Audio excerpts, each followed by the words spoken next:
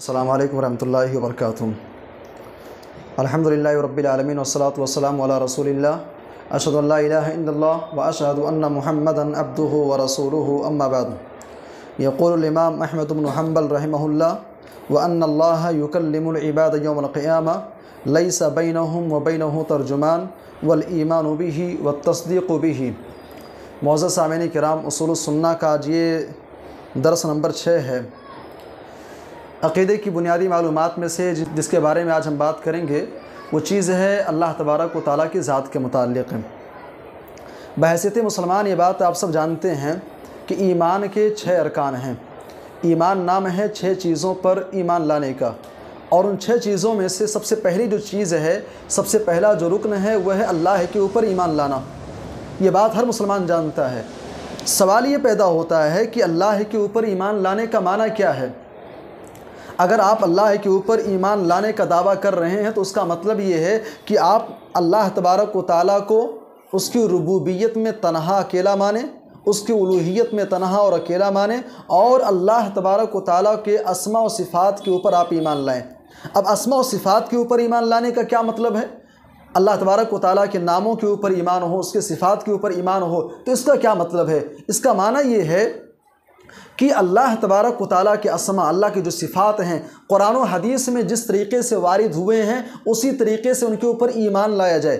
جو اوصاف اللہ کے بیان کیے گئے ہیں اس پر ہمارا ایمان ہو، اور ایمان اس انداز میں ہو کہ ہم اللہ تبارک و تعالیٰ کو تمام قسم کے عیوب و نقائص سے پاک مانیں۔ آپ آیت الکرسی پڑھتے ہیں، آیت الکرسی جب آپ شروع کریں گے، آپ ترجمہ کبھی آپ پڑھیے لے کر کے، اللہ لا الہ، اللہ کون ہے؟ لا الہ الا ہو، جس کے علاوہ کوئی معبود حقیقی نہیں ہے۔ الحی القیوم، اللہ حی ہے، زندہ ہے، القیوم اللہ ہمیشہ رہنے والا ہے۔ اس کے بعد کا جو جملہ ہے لا تأخذہ سنۃ ولا نوم، اللہ تبارک و تعالیٰ کی ذات ہے، اللہ کا وجود ہے، اللہ موجود ہے، اللہ عرش پر مستوی ہے، لیکن اللہ کی صفت یہ ہے لا تأخذہ سنۃ ولا نوم۔ ایک انسان تھک جاتا ہے، کمزوری کی وجہ سے، تھکاوٹ کی وجہ سے ہمیں اور آپ کو نیند آتی ہے۔ اگر ہم صبح سے لے کر کے شام تک چلتے رہ جائیں، شام کو پھر ہمیں بڑی تھکاوٹ محسوس ہوتی ہے، نیند آتی ہے۔ تھکاوٹ کا ہونا، کمزوری کا ہونا ایک عیب ہے، ایک نقص ہے، ایک کمی ہے۔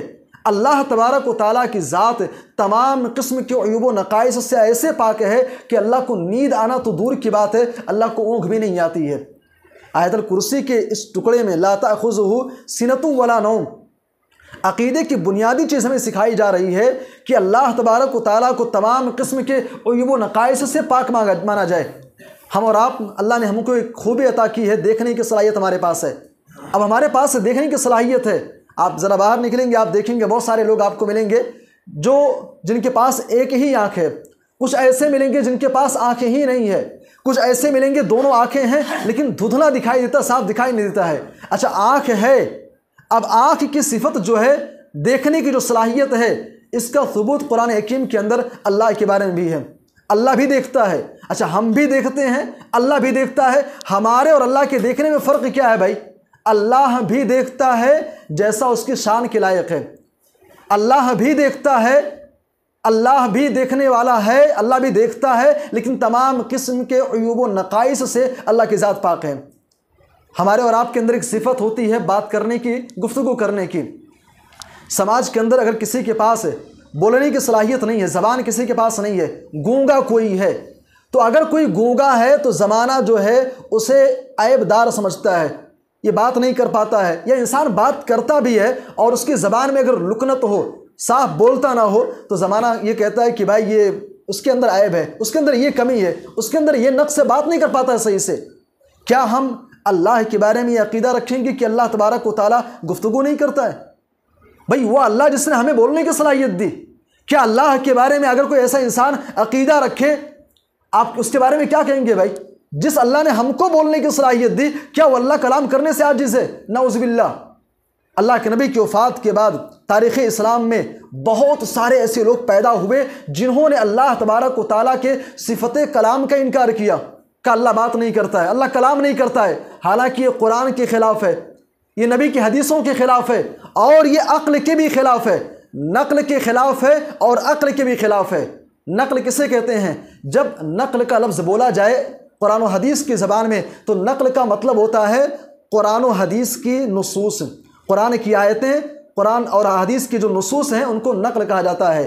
تو اگر کوئی انسان یہ دعویٰ کرے کہ اللہ تبارک و تعالیٰ جو ہے کلام نہیں کرتا، بات نہیں کر پاتا ہے، اللہ کے اندر یہ نقص اور عیب بیان کرے، تو ایسا انسان پھر اپنے ایمان کی خیر منائے بھائی۔ امام احمد بن حنبل رحمہ اللہ عقیدے کے اسی مسئلے کو سمجھانا چاہتے ہیں، اسی مسئلے کو بیان کرنا چاہتے ہیں۔ بعض اسلاف کے پاس ایک شخص آتا ہے، حضرت موسیٰ علیہ السلام کا واقعہ بیان کرتا ہے کہ حضرت موسیٰ علیہ السلام جب اللہ تبارک و تعالیٰ سے بات کرنے کے لیے گئے تھے، تو حضرت موسیٰ علیہ السلام جب گئے تھے تو اللہ نے بات نہیں کیا تھا، حضرت موسیٰ علیہ السلام نے بات کیا تھا۔ کسی نے آ کر کے بعض اسلاف کے پاس یہ معاملہ، یہ واقعہ پیش کیا، انہوں نے کہا کہ ما قرأہا الا کافر، ایسی بات کہنے والا کافر ہو سکتا ہے، مسلمان نہیں ہو سکتا ہے۔ قرآن حکیم کے بہت ساری آیتیں ہیں، ایک آیت حضرت موسیٰ علیہ السلام کے تعلق سے جو ہے وَكَلَّمَ اللَّهُ مُوسَىٰ تَكْلِيمًا، قرآن کی صریح آیت ہے، اللہ نے موسیٰ علیہ السلام سے کلام کیا۔ اور اسی طریقے سے حضرت آدم علیہ السلام کے بارے میں، حوا علیہ السلام کے بارے میں آتا ہے، جب اللہ نے ان کو جنت کے اندر رکھا، سارا واقعہ آپ جانتے ہیں، اللہ نے کہا جنت کے اندر رہو، کھاؤ پیو، لیکن فلاں درخت کے پاس مت جانا۔ جب حضرت آدم علیہ السلام اور حوا علیہ السلام ابلیس کے بہکاوے میں آ کر کے اس درخت کا پھل کھا لیتے ہیں، قرآن حکیم کہتا ہے وَنَادَاهُمَا رَبُّهُمَا، اللہ تبارک و تعالیٰ نے ان کو آواز دیا، ان کو پکارا، أَلَمْ أَنْهَكُمَا أَنْ تِلْكُمُ الشَّجَرَةَ، کیا میں نے تم دونوں کو اس درخت سے منع نہیں کیا تھا؟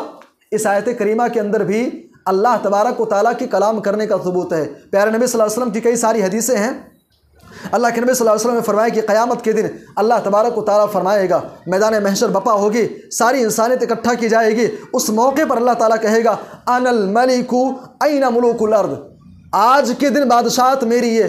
دنیا کے اندر بادشاہت کا دعویٰ کرنے والے، حکومت کا دعویٰ کرنے والے کہاں ہیں؟ این ملوک الارض، زمین پر بادشاہت کرنے والے کہاں ہیں؟ یہ روایت بتلاتی ہے کہ اللہ تبارک و تعالیٰ کلام فرماتا ہے، اللہ کلام کرتا ہے، لیکن کلام کیسے کرتا ہے؟ کما یلیق بجلالہ، جیسا اللہ کے شان کے لائق ہے۔ ایک اور روایت آپ دیکھیں، اللہ کے نبی صلی اللہ علیہ وسلم نے فرمایا کہ ما منکم من احد الا سیکلمہ ربہ، تم میں سے ہر انسان قیامت کے دن اللہ تبارک و تعالیٰ اس سے کلام کرے گا، لیس بینہ و بینہ ترجمان، دنیا کے اندر آج اگر ہمارے پاس کوئی عرب سے آ جائے، اب ظاہر سی بات ہوئی ہماری زبان اردو ہے، ہندی ہے، عربی زبان ہم سمجھ نہیں پائیں گے، اس کی بھاشا کو سمجھنے کے لیے ضروری ہے کہ بیچ میں کوئی ایسا ہو، ٹرانسلیٹر ہو، جو ترجمہ کر کے ہم کو بتا سکے کہ بھائی یہ جو فلاں صاحب آئے ہوئے ہیں درس دیے، عربی میں کیا بولے ہیں وہ۔ یا ایسے ہی اگر کوئی کسی اور کنٹری سے آ گیا، اگر کوئی انگریز آ گیا، اب ظاہر سی بات ہے بھائی انگریزی تو پھر بھی کچھ سمجھتے بھی ہیں لوگ، لیکن مکمل طور پر سمجھنے کے لیے بیچ میں ایک ٹرانسلیٹر کی ضرورت ہوگی۔ قیامت کے دن آج ہماری زبان اردو ہے، آج ہماری زبان ہندی ہے، کوئی انگلش بولنے والا ہے، کوئی عربی بولنے والا ہے، قیامت کے دن جب اللہ کے سامنے انسان کو پیش کیا جائے گا، جب گفتگو ہوگی، پیارے نبی نے فرمایا کہ اس کے درمیان اور اللہ کے درمیان کوئی ترجمان نہیں ہوگا، کوئی ٹرانسلیٹر نہیں ہوگا، ڈائریکٹ اللہ تبارک و تعالیٰ گفتگو کرے گا۔ بتانا چاہتا ہوں کہ اللہ تبارک و تعالیٰ بھی کلام فرماتا ہے۔ امام احمد بن حنبل رحمہ اللہ انہی ساری باتوں کو خلاصے کے طور پر اپنی کتاب اصول السنہ کے اندر کہتے ہیں وَأَنَّ اللَّهَ يُكَلِّمُ الْعِبَادِ، اللہ تبارک و تعالیٰ بندوں سے کلام فرمائے گا یوم القیامہ، قیامت کے دن، لیس بینہم وبینہ ترجمان، ابن آدم اور اللہ کے درمیان کوئی ٹرانسلیٹر نہیں ہوگا، والایمان بہ والتصدیق بہ، اس کے اوپر ہمارا ایمان ہونا چاہیے، اس کو ہم دل و جان سے اس کی ہم تصدیق کریں، اس پر ایمان لانے والے بنیں۔ میرے بھائی اور دوستوں، چند باتیں تھیں، اللہ سے دعا ہے کہ اللہ ہم سب کو عقیدے کی بنیادی چیزوں کو سمجھنے اور ان کو اپنی زندگی کے اندر اپنانے کی توفیق عطا فرمائے، آمین، تقبل یا رب العالمین۔